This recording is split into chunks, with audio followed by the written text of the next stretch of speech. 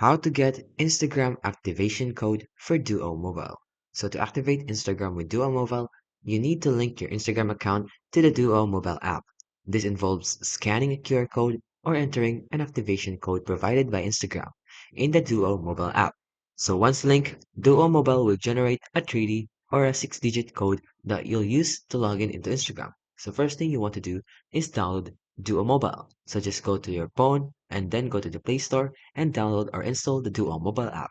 Then open Instagram and navigate to the settings. So go to your profile, tap the menu icons, then tap settings. Then enable the two-factor authentication. So navigate to security, then to the two-factor authentications, and then tap get started. Then you want to choose the authentication app. So select authentication app as your security method. Then link your Instagram to Duo Mobile. Then Instagram will display a QR code or a secret key, and you can open the Duo Mobile, then tap the Add Account and choose to scan the QR code or enter the key manually. Then lastly is generate and use the code. So once click, just go to the Duo Mobile, which will generate 6-digit code, and open the Instagram app and then tap next and enter the code when prompted.